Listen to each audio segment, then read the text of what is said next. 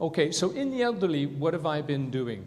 Well, I've been looking after patients, and I'll tell you a little bit about dementia in a minute, but I've been looking after elderly patients who suffer from insomnia, agitation in dementia, which I'll talk to you a bit more, anxiety, pain, and Parkinson's disease. So show me the evidence. Let's talk about what I was able to find out there. First of all, I think it's important to understand what the constraints are on doing clinical research, right? So, need I say more about that first heading? There's limited funding. It's not because the money's not out there. It is out there. It's just who wishes to use that money for clinical research. Very poor standardization of product, and I'll show you what I mean by that in just a minute.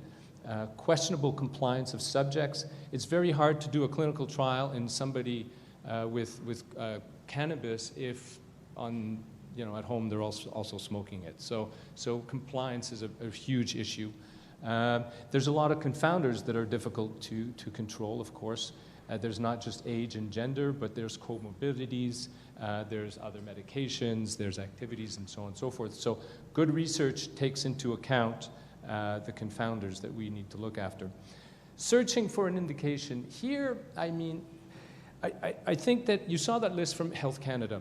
There's an awful lot of possibility, but I think we're going to have to be really systematic here. I think we shouldn't be funding everything. I think we need to drill down, try to see what we think as a society are the greatest needs, prioritize, and move down. The other thing is, in searching for an indication, when you do clinical research, you have to say, what is my outcome measure? What difference am I trying to show? It's not enough to say that people felt better. And I think that's, to a certain extent, been the problem so far. A choice of control arm.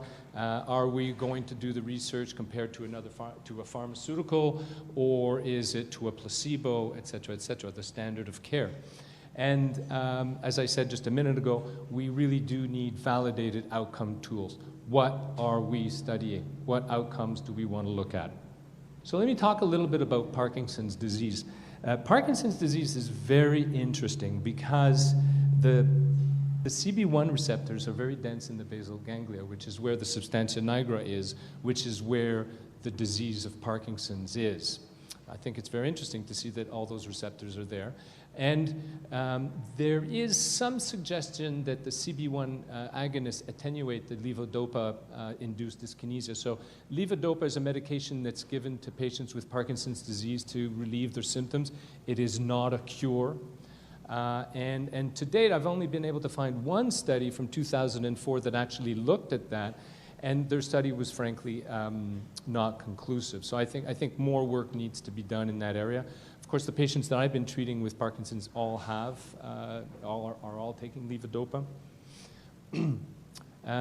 We have seen some studies, and I'll show you some of those, that show an efficacy in Parkinson's disease in treating some of the symptoms of tremor, rigidity, and bradykinesia, which is that slow movement that they have.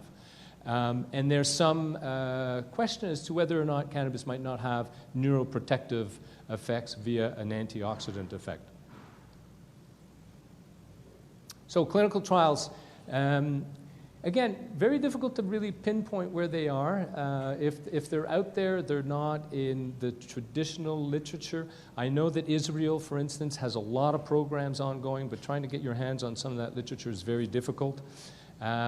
There was a study that appeared in the Journal of Psychopharmacology by Chagas in 2014. They looked at 21 patients. They compared, I think they had 2 patients on placebo versus 75 milligrams of CBD or 300 milligrams. The patients were treated for 6 weeks. They found no effect on the symptoms of Parkinson's, but on quality of life questionnaires, they found quite a significant difference. So, okay, you weren't able to treat the symptoms, but you did improve the quality of life, which is important, right? If we're actually not able to cure something, but if we're able to decrease the amount of medications that people are taking, particularly in Parkinson's, where tolerance to the medication currently out there builds and ultimately becomes less and less effective. It'd be really nice to be able to reduce how much they take. So you can see right here that there's a bit of a problem, right? And we're talking about research here. So here we're talking about giving CBD, we're talking about placebo. Here we're talking about cannabis smoked. We're looking at 30 minutes rather than 6 weeks out. And so I think that's one of the problems right now with some of the research is I think we're going to have to get it down and see where we want to go with this. Okay, so BPSD. Who's familiar with BPSD? Okay, so I always forget what BPSD stands for because I use the term BPSD so much that it's one of those things, you just use the acronym. So it's behavioral, psychological symptoms of dementia. And in the patient population that I'm treating, this is a huge issue. We are currently giving what I consider to be highly toxic drugs. So everybody here has heard about antipsychotics, right? And the fact that we're giving either antipsychotics or benzodiazepines or other drugs that change the behavior of patients suffering from dementia. These are toxic substances, and I think if nothing else, if we can find something that we can give to them that decreases some of the symptoms and that is less toxic, why not, right? So in a study in 2016 in the Journal of Alzheimer's Disease, there was an open label add-on, which means that whatever they were on, we added the cannabis, right? There were 11 patients with dementia, and they received daily cannabis oil. And the findings were interesting, but of course, when you're talking about just 11 patients, there's just no power. So this is really more or less an observational study, which is very much like what I'm going to show you that I've been doing. And then in another study in 2017, of course, this is using products that are already marketed. Again, the studies are very small, but it does seem like THC is able to decrease the severity of disturbed behavior. And I found this one interesting because this is a big issue, right? Sundowning. So later in the day, the symptoms become far worse, and it would appear that there may be some effect in nighttime agitation. Huge study, 2 patients. And what about sleep? So sleep and anxiety are two of, I think, my favorite indications for using this. So sleep disturbances, as you know, are very common. It's not just in the elderly, though as we grow older, it does become more of a problem. But up to 70 million Americans are actually affected with sleep disturbances of all sorts, right? I think for the physicians in the room, if you send a patient for a sleep study, they're going to end up with a mask. I mean, So I think it'd be much nicer to give them something that's a little less invasive than those masks with CPAP. So 35% prevalence of insomnia in the elderly, far worse, of course, in patients suffering from dementia. And again, in a review by the National Academies of Sciences, there appears to be moderate evidence of effect of medical cannabis on sleep disturbance. But here's the evidence. Dronabinol versus amitriptyline. Of course, amitriptyline should not even be used in the elderly in this patient population, and they had a moderate effect there. And again, nabilone in fibromyalgia, it looked at the quality of sleep there.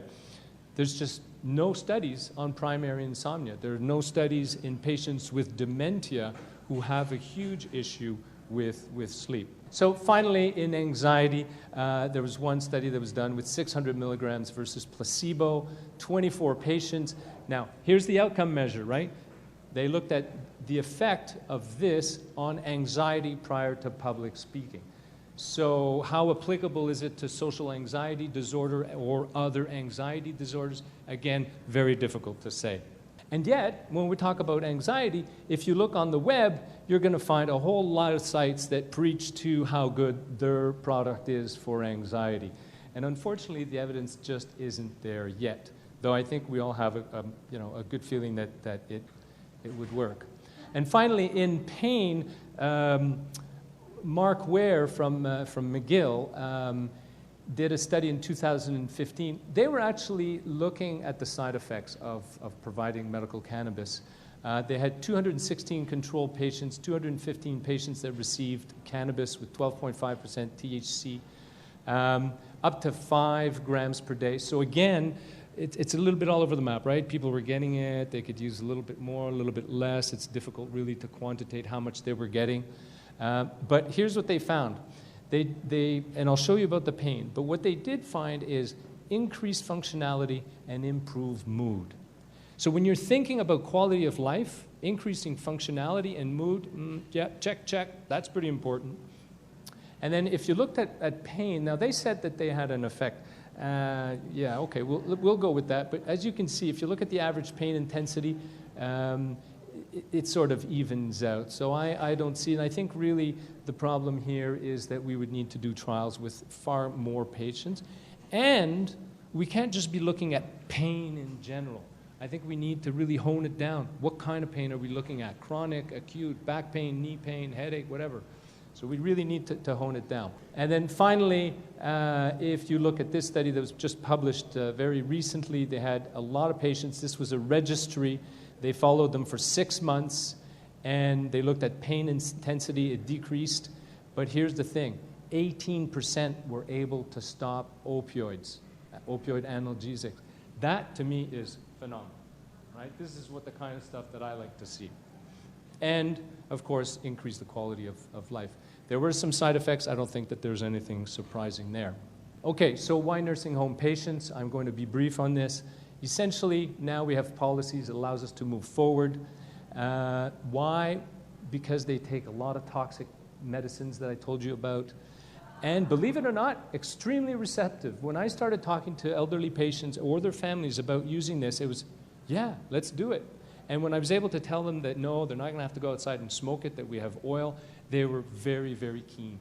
And I'm skipping ahead here, but the uptake for me, so we started with 1 and 2 and 3, and now it's weekly, twice weekly, and in the nursing homes that I'm in, and I look after close to 200 people, it's almost daily now that I'm getting a request for medical cannabis, and a lot of it is just word of mouth.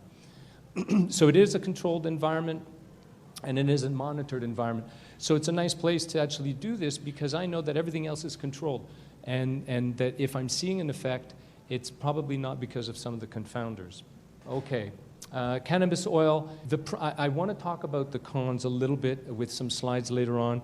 It is expensive, but my God, it's difficult for the patients to get. It really is, and I'm going to show you that in just a minute. All right, what are my objectives? I just want to relieve pain, anxiety, insomnia, loss of appetite, depression. I want to give them back their functionality and potentially a little bit of independence with their activities of daily living. And if we can relieve some of the BPSD, that would be fantastic because it means less toxic drugs. And part of the way my reasoning is if I can take care of these illnesses, these mental health issues, am I going to impact the agitation that these people suffer? One of the things about patients with dementia is they can't tell you my knee hurts, but they can act out. If you're able to treat their insomnia or their anxiety, which they suffer a lot from, it may mean that in the end you're actually treating some of the agitation and some of the symptoms of dementia that they have. We have to keep in mind that endocannabinoids have a huge role to play in the cardiovascular system, and that elderly patients might be prone to some of the side effects. In particular, you can get hypotension and some dysrhythmias. So I am on the lookout for that. To date, I'm pleased to say that I have had no issues. Okay, so as I said, this is relatively new in nursing homes, so my numbers are not great. But I do want to very quickly tell you about some of the research and some of the results that I've been having. I say research, in fact, it's all observational, right? So I've been looking after patients with anxiety, insomnia, and agitation. My numbers are small. This is the dosage range that I've been giving of the oil, and the success rate has been just tremendous, just tremendous. I'm so pleased at how this has been working out. I've also used it in pain. I will say that one patient with spinal stenosis decided not to take the CBD oil, but decided to vape, and she had a paradoxical increase in pain. It was terrible, and she never took it again. So I don't know really what happened there. But I have been looking after patients with various pains and, again, getting some relief. Multiple sclerosis, oh my God, I've had only 2 patients, but they've responded so well. I do use higher THC, In Parkinson's, I've had 3 patients. Really only 1 out of 3 had an improvement in some of the motor symptoms. But again, am I at the right dose? Did I use it for long enough, etc.? TMJ, incidentally, one of my patients who had MS had a pain in their jaw and actually went away, which I thought was very interesting. And in progressive supranuclear palsy, which is another neurological disorder, I didn't have any success there. Okay, totally subjective, no controls. Some of my patients are cognitively impaired, so a lot of the information is either observed or told to me by family or nurses. And unfortunately, there's a very wide variety of products received. All right, as I said, enthusiastic population, consistent care, compliance, and monitored. That's why research in nursing homes with the elderly patients is a great venue for doing good quality research. Next slide, please. And I want to say one other thing about something completely different. I do addiction medicine. I have about 300 or so patients that are addicted to opioids. 90% of them smoke pot. 80% have concomitant mental health disorders. It's a huge issue. They smoke because it relieves some of their symptoms. Why can't we actually provide them with good quality oils that may actually decrease the amount of methadone that I have to give them? Let's face it, methadone is not a walk in the park. It's a toxic drug. So my conclusions. There is increasing demand for medicinal cannabis use in long-term care. My patients are keen on it, they want it, and we need to do the research. What I showed you is not research, it's observational only, but I think there's signals there, and I think it behooves us to go down that path further. We do need to have validated tools. We do need to have standardized doses, right? I can't be prescribing 1 in 10 and they're getting 1 in 25 or whatever is out there. And finally, if I didn't say so already, the nursing home environment and the patients therein are a wonderful environment for doing well-controlled, well-designed clinical research. And on that note, I will end.